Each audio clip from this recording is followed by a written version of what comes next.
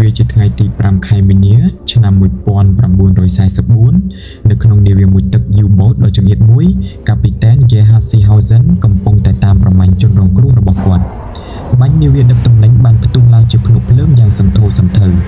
ចំគោលដៅហើយនេះជានាវាទី4ហើយដែលពួកគេបានបាញ់ពន្លិចនៅក្នុងបេសកកម្មលើកនេះនាវាមួយទឹកមួយនេះគឺ U-66 ដែលជានាវាមួយទឹក U-boat ដ៏ល្បីល្បាញនិងជោគជ័យបំផុតមួយក្នុងសង្គ្រាមលោកវាធ្លាប់បានចូលរួមក្នុងក្រុមប្រមាញ់ Warbank ចំនួន4លើកដោយបានបាញ់ពន្លិចនាវាសរុប36គ្រឿងនិងពន្លិចទំនិញព្រមទាំងនាវាទម្ងន់ជាង200តោនឲ្យលិចចុះទៅបាតសមុទ្រដោយសារតែភាពជោគជ័យជាប់គ្នាពួកអាល្លឺម៉ង់ក៏បានរៀបចំផែនការស្វែងរកគោលដៅប្រមាញ់បន្ទាប់ខ្ញុំគិតថាយើងគួរតែបន្តប្រមាញ់នៅតំបន់នេះនៅចម្ងាយរាប់រយម៉ាយលពីនោះលើនាវាចម្បាំងអាមេរិក USS Buckley លោកមេបញ្ជាការ Brent Abel បានទទួលដំណឹងតាមវិទ្យុតាក់ទងលោកមេបញ្ជាការមានបញ្ជាពីកោះ Block Island បញ្ជាក់ថាមានការវាយប្រហារពីនាវាមួយទឹក U-boat នៅកូអ័រដាណេ 3.56 ជើង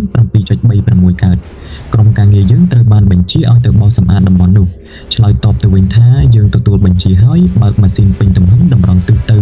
150នាវារបស់ Abel និងក្រុមប្រមាញ់នាវាមួយទឹកឥឡូវនេះទទួលបានគោលដៅច្បាស់លាស់ហើយក្រោយពេលអណ្ដែតលើផ្ទៃសមុទ្រអស់ជាច្រើនខែស្បៀងអាហារនិងការផ្គត់ផ្គង់របស់ពួកអាល្លឺម៉ង់ចាប់ផ្ដើមខ្វះខាតពួកគេក៏បានងើបឡើងលើផ្ទៃទឹកនៅចំណុចណាត់ជួបមួយនៅភាគលិចនៃទ្វីបអាហ្វ្រិក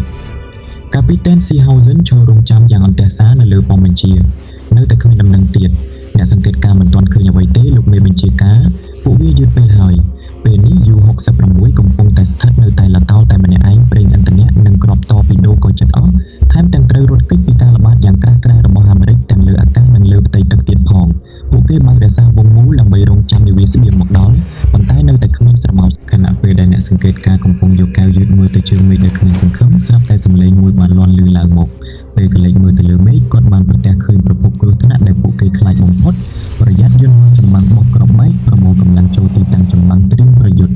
អាសន្ននៅលើអាកាសពីចម្ងាយនៅក្នុងយន្តហោះទម្លាក់គ្រាប់បែកអាមេរិក TBM-1C លោកសេនីត្រី Jimmy J. Sellers កំពុងតែសម្លឹងមើលមកផ្ទៃទឹកខាងក្រោមស្រមោលខ្មៅស្រអាប់មួយកំពុងអណ្ដែតកណ្ដាលរលកសមុទ្រអ្វីបើមើលមិនទាន់ច្បាស់ប៉ុន្តែ Sellers ស្គាល់ភូមិសាស្ត្រតំបន់នេះច្បាស់នោះមិនមែនជាកោះទេនោះជានាវាមួយទឹកកំតាន់បាញ់ប្រហែលជាវាមិនទាន់ឃើញយើងទេវាឃើញយើងហើយទុកចិត្តសិនវាមិនទាន់រៀបទិសដៅបាញ់មកលើប្រកួតទេទុកចិត្តសិនតែយើងគួរតែមួយចុះក្រោមទេយន្តហោះនោះប្រហែលជាឃើញយើងហើយ Seehausen ស្ទាក់ស្ទើរខ្លាំងណាស់ប្រសិនបើគិតពីសុវត្ថិភាពពួកគេគួរតែមួយទឹកគេចខ្លួនប៉ុន្តែប្រេងមិនស៊ូតនៅសល់តិចតួចណាស់ហើយឧបករណ៍មួយទឹកក៏ត្រូវការប្រេងបន្លំថែមទៀតប្រសិនបើខកខានការផ្គត់ផ្គង់លើកនេះពួកគេប្រហែលជាគ្មានឱកាសបើកត្រឡប់ទៅផ្ទះវិញបានឡើយយើងត្រូវតែនៅលើផ្ទៃទឹកដើម្បីចាំមើលនាវាស្បៀងនេះជារឿងខានមិនបាននៅលើអាកាស Sellers បានបើកយន្តហោះចេញបន្តិចហើយផ្ញើសាររាយការណ៍រាល់ព័ត៌មានលម្អិតអំពីនាវាមួយទឹកនោះសារនេះត្រូវបានទទួលដោយនាវា USS Buckley ដែលនៅចម្ងាយត្រឹមតែ20ម៉ាយលពីនោះគេរកឃើញវាហើយយន្តហោះស៊ើបការរាយការណ៍ថាវាបើករក្សាវងមូលប្រហែលជារងចាំនាវាមួយទឹកមួយទៀតដែលពួកយើងបានបាញ់ពន្លិចកាលពីថ្ងៃមុនលោកមេបញ្ជាការ Brent Abel ញញឹមបិទមាត់មិនចិត្តពេលឮដំណឹងនេះត្រៀមប្រយុទ្ធបង្កើនល្បឿនអតិបរមាតម្រង់ទិស350លឿនឡើងត្រឹមតែ40នាទីក្រោយមកនាវា USS Buckley បានបើកចូលទៅជិតគោលដៅដោយមានការនាំផ្លូវពី Sellers នៅលើអាកាសមានឃើញអ្វីលើរ៉ាដាទេអត់មានទេលោកមេបញ្ជាការពួកវាច្បាស់ជានៅម្ដុំនេះជួបសញ្ញាហើយទិសដៅ335ចម្ងាយ14,000យ៉ាតប្រហែល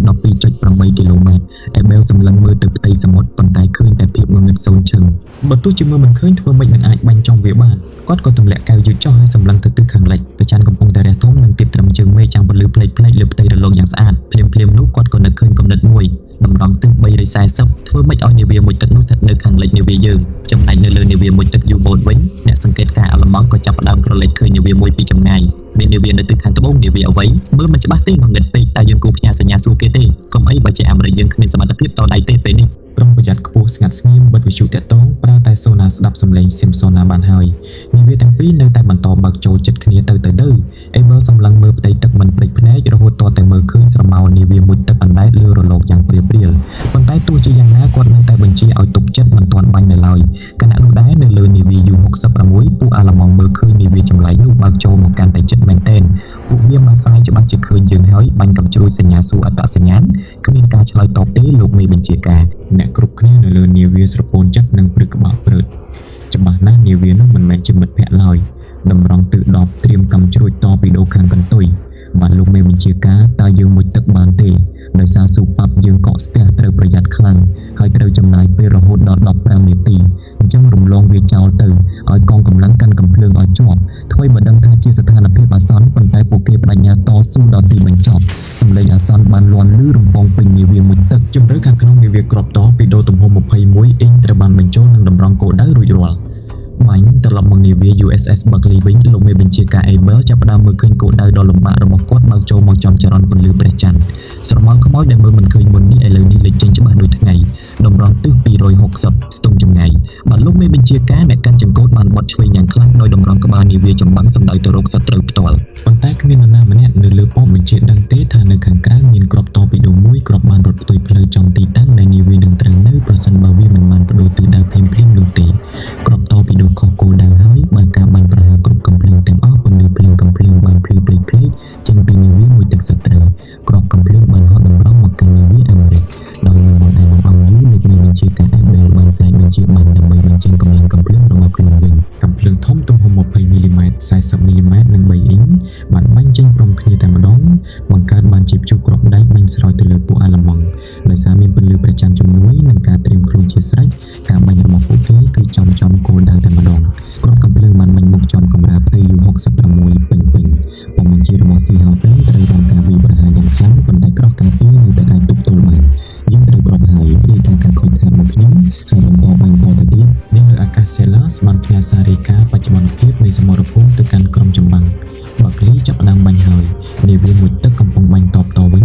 ញព្រះអើយខ្ញុំមិនដែលឃើញការបាញ់ស្រោចសាហាវបែបនេះពីមុនមកទេ Buckley កំពុងតែបាញ់កំទេចប៉មបញ្ជារបស់នាវាមួយទឹកខ្ទេចខ្ទីអស់ហើយខ្មាំងកំភ្លើងអាឡឺម៉ង់បានខិតខំតស៊ូប្រជុំមុខនឹងព្យុះគ្រាប់ពួកគេចូលជើងនៅទីតាំងនិងបាញ់តបវិញអស់ពីសមត្ថភាពប៉ុន្តែនៅក្នុងភាពងងឹតនិងភាពច្របូកច្របល់ពួកគេបាញ់ខ្ពស់ផុតគោលដៅធ្វើឲ្យភាពក្លាហានរបស់ពួកគេមិនបានផ្ដល់ផលអ្វីម្នាក់បានដួលរលំជាបន្តបន្ទាប់ហើយសម្លេងកំភ្លើងរបស់ពួកគេក៏ស្ងាត់ជ្រាបតាមរយៈការយឺតលោកមេបញ្ជាការ Abel មើលឃើញនាវាមួយទឹកកំពុងតែរៀបនឹងបោកចេញពីតំបន់ចាំងពន្លឺព្រះច័ន្ទផ្អាកការបាញ់សិនកុំបាញ់ខ្ជះខ្ជាយគ្រាប់ពេលដែលយើងមើលមិនឃើញតម្រង់ទិស180ការផ្អាកបាញ់នេះជាឱកាសល្អបំផុតសម្រាប់ U66 ទីដែលរងរបួសបានដកថយចូលតាមទ្វារនាវាហើយត្រូវបានជំនួសដោយកងកម្លាំងថ្មីនេះជាឱកាសរបស់ពួកគេហើយកំភ្លើងការពារអាកាសបានបើកការបាញ់ប្រហារទៅលើនាវាចម្បាំងអាមេរិកគ្រាប់កំភ្លើងហោះកាត់ផ្ទៃមេឃកងកំភ្លើង U-boat បានព្យាយាមតម្រង់ទិសដៅឲ្យទាបប៉ុន្តែការស្ទង់ចម្ងាយនៃវត្ថុខ្មៅងងឹតនៅលើផ្ទៃទឹកងងឹតបែបនេះគឺជារឿងស្ទើរតែមិនអាចទៅរួចឡើយព្យុះគ្រាប់អាមេរិកបានចាប់ផ្ដើមបាញ់ស្រោចមកវិញយ៉ាងពេញទំហឹងកំភ្លើងគ្រប់ដើមតាមជំហាននាវាចម្បាំងបានបាញ់សម្រុកទៅលើនាវាមួយទឹកក្រុមប្រយុទ្ធកំភ្លើង U-boat នៅតែបន្តបាញ់តបតដោយក្លាហានបើទោះជាគ្មានរបាំងការពារអ្វីទល់តែសោះដោយពួកគេបន្តបញ្ចូលគ្រាប់និងបាញ់ខណៈដែលគ្រាប់កំភ្លើងហោះរង្គោះរង្គើជុំវិញខ្លួនភាពច្របូកច្របល់ទាំងប៉ុន្មានคล้ายជាសម្លេងរំខានធម្មតាសម្រាប់ពួកគេគ្រាប់កំភ្លើងមួយរបស់ពួកគេបានបាញ់ធ្លុះបំពង់ផ្សែងរបស់ Buckley ប៉ុន្តែអាវុធរបស់ Buckley បានវាយប្រហារបំបាក់ស្មារតីសត្រូវដោយក្បាលនាវាមួយទឹកត្រូវរងការកំទេចយ៉ាងធ្ងន់ធ្ងរពេញមួយអំឡុងពេលនោះ Seehausen បានស្រែកបញ្ជាឲ្យបើកកិច្ចខ្លួនយ៉ាងប្រញាប់ប្រញាល់នាវាមួយទឹកបានបត់ឆ្វេងបត់ស្ដាំជាប្រចាំដើម្បីគេចពីការបាញ់ប្រហារយ៉ាងសាហាវប៉ុន្តែសកម្មភាពនេះកាន់តែធ្វើឲ្យពួកគេធ្លាក់ចូលទៅក្នុងកណ្ដាប់ដៃរបស់ Buckley ទៅវិញនៅលើប៉មបញ្ជារបស់ U-66 កាពីតាន Seehausen បានបញ្ជាឲ្យបត់ក្បាលត្រឡប់មកប្រឈមមុខនឹងសត្រូវតម្រង់ទិស210បាញ់គ្រាប់តពីដូចុងក្រោយគ្រាប់តពីដូបានបាញ់ចេញពីបំពង់ដោយនាំទៅជាមួយនៅសង្ឃឹមចុងក្រោយរបស់ក្រុមនាវិកអាឡឺម៉ង់លោកមេបញ្ជាការ Abel សម្លឹងមើលសកម្មភាពបត់បែនរបស់នាវាមួយទឹកដោយមិនច្បាស់ពីផែនការរបស់សត្រូវឡើយគាត់បានបើកដេញតាមគ្រប់ស្នៀតបត់បែនខណៈដែលកងកម្លាំងរបស់គាត់បន្តបាញ់យ៉ាងច្បាស់ចំគោលដៅជាបន្តបន្ទាប់រំពេចនោះនាយទាហានសូណាបានស្រែកគ្រាប់តពីដូនៅខាងស្ដាំក្បាលនាវាបត់ចង្កូតទៅស្ដាំពេញទំហឹងនាវា USS Buckley បានបត់ស្ដាំយ៉ាងខ្លាំងឯក្រុមនាវិកនៅលើផ្ទៃនាវាសម្លឹងមើលប្រឡាយពពុះទឹកដ៏គួរឲ្យភ័យខ្លាចដែលកំពុងរត់ចូលមកកាន់តែជិតក្នុងល្បឿននាវាចម្បាំងការបត់ចង្កូតនេះមានអារម្មណ៍ថាយូរដូចមួយសតវត្សប៉ុន្តែចុងក្រោយពួកគេអាចគេចផុតដោយគ្រាប់តពីដូបានរត់រំលងទៅដោយសុវត្ថិភាពគ្រាប់តពីដូខុសគោលដៅហើយវាជាដំណឹងដ៏សែនរន្ធត់ចិត្តសម្រាប់ពួកអាឡឺម៉ង់ឱកាសចុងក្រោយរបស់ពួកគេបានរលាយបាត់ទៅហើយដោយគ្មានអាវុធតដៃ Seehausen គ្មានជំរឿអ្វីក្រៅពីចេញបញ្ជាដ៏គួរឲ្យសោកសៅនោះទេលោតចុះចោលនាវាបានលោកមេបញ្ជាការតម្រង់ទិស30បើកិច្ចពីការបាញ់ប្រហារឲ្យបានយូរបំផុតតាមដែលអាចធ្វើទៅបាននាវិកអាឡឺម៉ង់មួយចំនួនបានប្រញាប់ប្រញាល់ចេញតាមទ្វារនាវាហើយលោតចូលទៅក្នុងសមុទ្រដើម្បីគេចពីព្យុះគ្រាប់ប៉ុន្តែនៅក្នុងភាពងងឹត Abel មិនបានកត់សម្គាល់ឃើញឡើយហើយពួកគេនៅតែបន្តបាញ់ស្រោចទៅលើនាវាមួយទឹកនោះយ៉ាងសាហាវឥតប្រកែកប្រែនាវា